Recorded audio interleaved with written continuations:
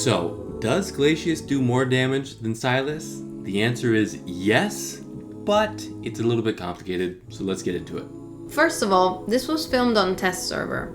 Also, I want to mention that from last video, so go check that out, we are testing every character with this specific set of gear and their best in slot non-exclusive artifact. So this guy is a single target damage dealer. He does slow on his basic and he has a chance to put out freeze. And if he does freeze that target, he does even more damage on frozen targets. There's two things that really make him special though. The first one being that he gives himself a shield. And depending on how strong the shield is that he has on him, he does more damage with his ultimate. The last thing, the thing that makes him very special is the fact that he has immunity to freeze. That means no matter what content comes out in the future, he cannot be frozen.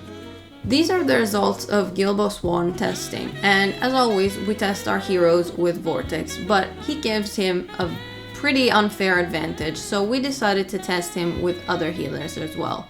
So this is the damage that you get with Sadie, and I personally think this is a more fair comparison with Silas. But if you use him with Vortex, or even better with Gwendolyn if you have her, his damage is way better than Silas. And these are the results of Artifact Material Raid. Also, just so you know, all these results that you've seen are the average of 3 different runs.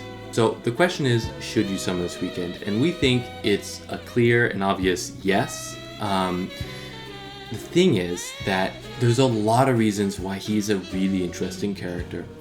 And for me personally, I would say his immunity to freeze practically makes him a must-have, because God knows what kind of stuff is going to come out in the future where he's only one that will work.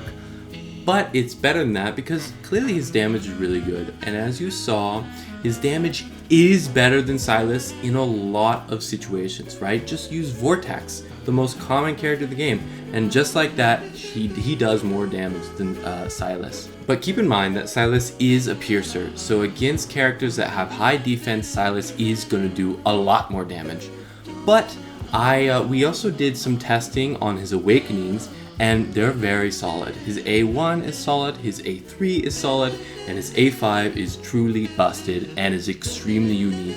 And if you're the type of guy who tries to go for A5s, I would recommend going for it here because it's extremely unique. And on top of that, I can't see him being used in Arena because of his cost and his single target, at least not in air defense. But in the end, we feel like he's a great character, and we appreciate you guys getting this far in the video, and we'll see you guys in the next one. Bye. Thanks for watching.